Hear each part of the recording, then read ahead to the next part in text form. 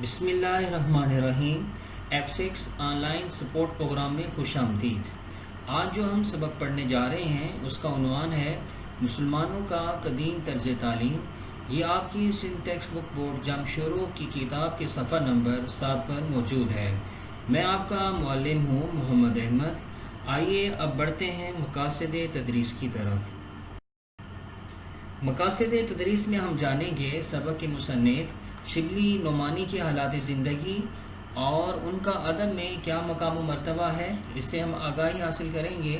اس کے ساتھ ساتھ آپ کو بتایا جائے گا سبق کی تشریح اور الفاظ و معنی، اور نئے الفاظ کو جملوں میں کیسے استعمال کرنا ہے یہ آپ کو بتایا جائے گا۔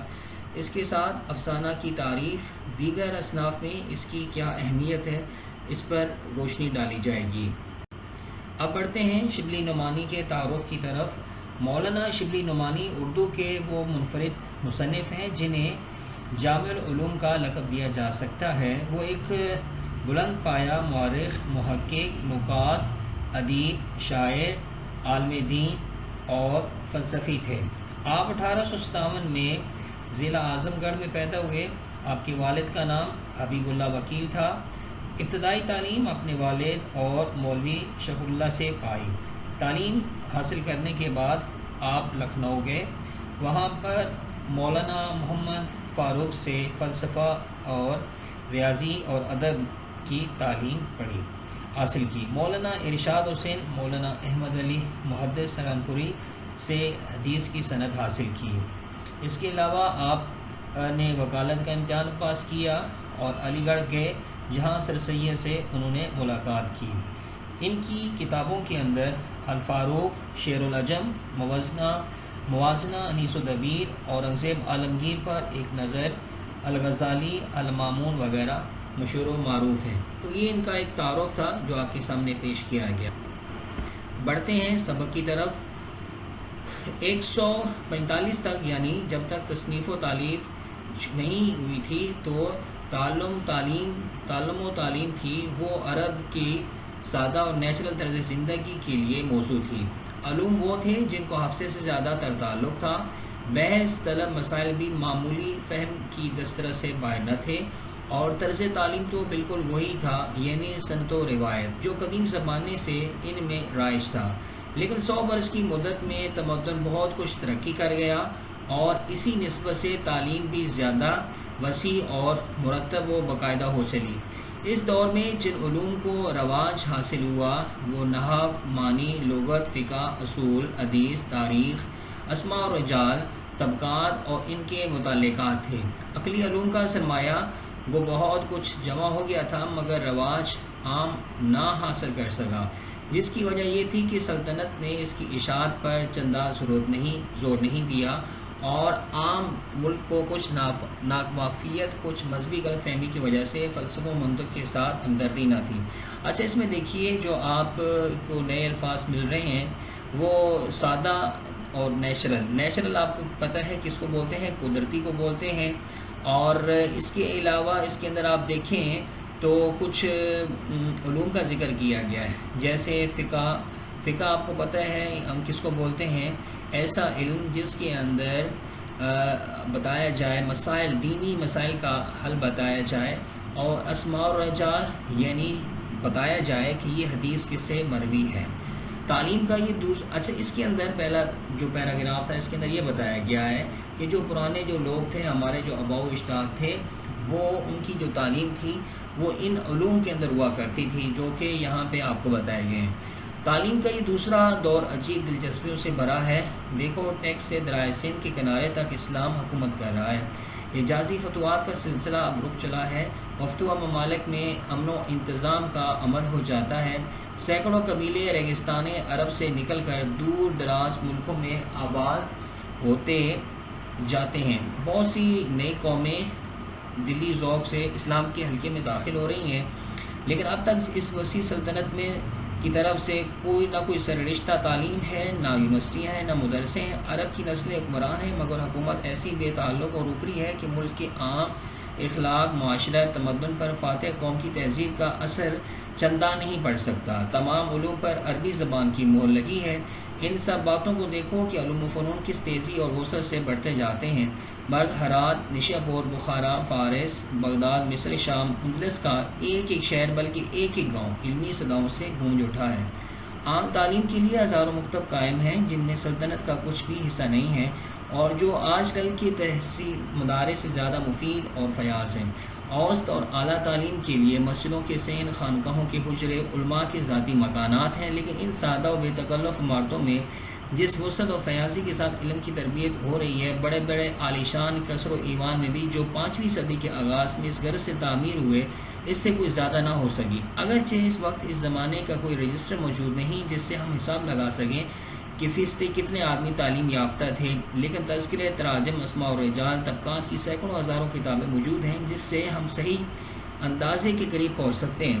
اگرچہ متواتر انقلابات، تخت قوم کی بربادی، اسپین کی تباہی، تاتار کی عام غارت گری کے بعد ہمارے پاس جو کچھ رہ گیا ہے وہ 1000 میں ایک بھی نہیں ہے، اور اس وجہ سے ہزاروں لاکھوں ناموروں کی صورتیں زمانے کی تاریخی نگاہ سے چھپ گئی ہیں۔ تاہم ہر عہد میں ہم سینکڑوں ماہرین و مجتہدین فن کا نشانہ دیکھ سکتے ہیں۔ صرف ہم اثر و وہم وطن اہل کمال کی فہرست تیار کی جائے تو بہت سی جلدیں تیار ہو سکتی ہیں۔ ڈاکٹر اسپینگر صاحب تخمینہ کرتے ہیں کہ مسلمانوں کے اسماء و رجال میں 5 لاکھ مشہور عالموں کا حال مل سکتا ہے۔ اب اگر یہ قیاس لگایا جائے کہ تعلیم یافتہ گروہ میں کس نسبت سے ایک صاحب کمال پیدا ہوتا ہے تو عام تعلیم کا ایک معقول اندازہ ہو سکتا ہے۔ یہاں پہ علامہ شبلی نعمانی نے بتایا ہے کہ جو ان سے پہلے کا زمانہ تھا، صحیح ہے، یعنی 5ویں صدی کے اندر، یہ بتا رہے ہیں کہ اس زمانے کے اندر جس قدر علم کے اوپر زور دیا جاتا تھا تو اس زمانے سے اگر موازنہ کریں آج کے زمانے کا تو یعنی اپنے زمانے کی وہ بات کر رہے ہیں تو کوئی کہہ رہے ہیں کوئی خاص فرق نہیں ہے۔ اس وقت تو کافی سہولتیں تھیں لیکن آج کی سہولتیں نہ ہونے کے باوجود بھی علماء اپنے گھروں کے اندر اچھی تعلیم لوگوں کو دے رہے ہیں۔ مشہور علماء کے تعلیمی حالات پڑھو، ایک ایک استاد کے حلقہ درس میں سینکڑوں بلکہ ہزاروں طالب علم مشغول درس نظر آئیں گے۔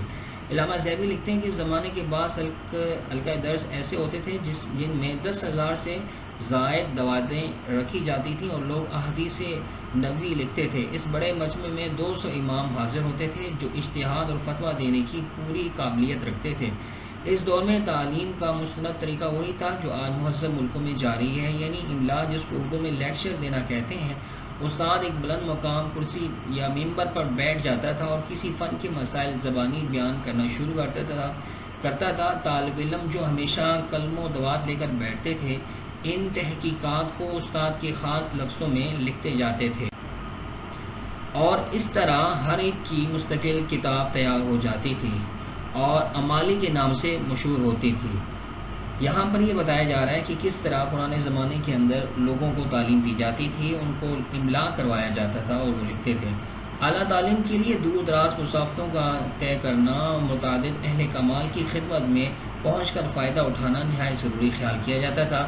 مشہور اہل فن کی لائف چھان ڈالو، اس زمانے میں ایک مشہور فاضل جو سفر کی زحمت اٹھائے بغیر اپنے فن میں نامور، اس زمانے کے لوگ ہمیشہ اس کی حیرت کی نگاہ سے دیکھتے تھے۔ بغداد، نشاپور، قرطبہ وغیرہ میں کو ہر فن کے قابل شناسہ موجود تھے، مگر ان شہروں کے رہنے والے بھی مشرق مغرب کی خاک چھانے بغیر نہیں رہتے تھے۔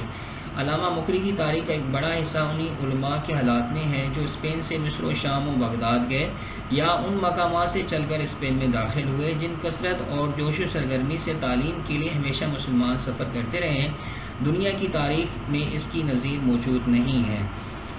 دوسری چیز جو اعلیٰ تعلیم کے لیے گویا لازمی تھی، مناظرہ کی مجلسوں میں سے شریک ہونا تھا۔ مشہور شہروں میں بحث و مناظرے کے لیے خاص وقت اور مقام مقرر تھے۔ بعض عمرہ اس قسم کی مجلسیں اپنے مکانوں پر منعقد کرتے تھے۔ فقہ، ادب، نحو وغیرہ ہر کے لیے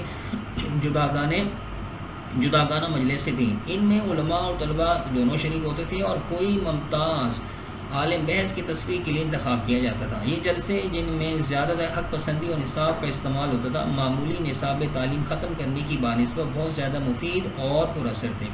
تحصیل سے فارغ ہونے کے بعد استاد ایک تحریری سند عطا کرتا تھا جس میں اس کی تعلیم کی ایک اجمالی کیفیت درس دینے کی اجازت لکھی ہوتی تھی۔ اس سند میں وہ طبلان پہننے کی بھی اجازت دیتا تھا جو علماء کا مخصوص لباس تھا۔ اب آپ یہاں پہ دیکھیں تو آپ کو پتہ چلے گا کہ ان کو پڑھانے کا جو انداز تھا وہ کیسا تھا، اور وہ مناظرے باقاعدہ کرتے تھے، یعنی تعلیم ایک دوسرے کو وہ پہنچایا کرتے تھے، ایک دوسرے سے بحث و مباحثہ کیا کرتے تھے۔ تعلیم کی وسعت کے متعدد اسباب تھے۔ دینی تعلیم مذہب کا ایک ضروری جزء بن گئی تھی۔ قرآن و حدیث عربی زبان کے ساتھ ساتھ خصوصیت رکھتے تھے۔ اتنے تعلق سے نہ صرف لغت، معنی، اسم و رجال بھی گویا مذہبی تعلیم کے ضروری تھے۔ فلسفے نے علم کلام کی بھی اور مذہبی علم ہونے کی عزت حاصل کی تھی۔ اس سلسلے نے بڑھتے بڑھتے قریباً ہر علم و فن کو اپنے دائرے میں لے لیا تھا۔ اب خیال کرو کہ ایک قوم جس میں اسلام کا جوش ابھی تازہ ہے، جس کی رگوں میں ہنوز عرب کا لہو ہے، جس کی ہمتیں بلند، ارادے مستقل، حوصلے وسیع ہیں اور پہم ملکی کامیابیوں نے اس کے جوش کو زیادہ تیز کر دیا ہے، جب کسی کام پر پوری توجہ سے مائل ہوگی تو اسے کس حد تک پہنچا کر رہے گی۔ عرب کے سوا دوسری قومیں جو اسلام قبول کر چکی تھیں، مذہب نے ان کو بھی انہیں سرگرم جذبات سے بھر دیا تھا جو عرب کے ذاتی خاصی تھے، اور چونکہ وہ مدت سے تمدن و معاشرت کی آبادی میں بسر کرتے آئے تھے، تعلیم کے معاملے میں انہوں نے اپنے استاد عرب سے زیادہ کام کیا ہے۔ یہی بات ہے کہ نحو، لغت، حدیث، اصول فقہ، فلسفہ کے امام و پیشوا قریباً کل اجمی ہیں۔ تعلیم مسجدوں اور علماء کی خاص درسگاہوں میں مقید نہ تھی۔ وزراء، حکماء، فوجی افسر، اہل منصب، ہر طبقے کے لوگ پڑھتے پڑھاتے رہتے تھے۔ وزارت کے کثیر الاشکال وقت میں بھی ابو علی سینا کی خدمت میں مستعد طلباء کا ایک گروہ حاضر رہتا تھا۔ تعلیم میں نہایت آزادی تھی، کسی مقررہ نصاب کی پابندی ضروری نہیں تھی، جو شخص جس میں خاص فن کو چاہتا تھا حاصل کر سکتا تھا۔ اہل کمال کے زمرے میں سینکڑوں گزرے ہیں جو ایک فن میں امام تھے اور دوسرے فنون میں معمولی طالب علم کا درجہ بھی نہیں رکھتے تھے۔ امراء اور اہل منصب کا گروہ جو شائقین علم کی سرپرستی کرتا تھا، عموماً تعلیم یافتہ اور پایہ شناس تھا۔ تعلیم کی اشاعت کا یہ بہت بڑا سبب تھا۔ سلاطین و وزراء تو ایک طرف معمولی سے معمولی رئیس کی خدمت میں سینکڑوں ادیب و فاضل موجود ہوتے تھے، اور چونکہ ان کی تنخواہیں کسی خدمت کے بدل نہ تھیں بلکہ ان کا ذاتی کمال اور قبول عام مہنگے داموں کو خریدا جاتا تھا، تمام ملک میں لیاقت اور شہرت پیدا کرنے کا ایک عام جوش پھیل گیا تھا۔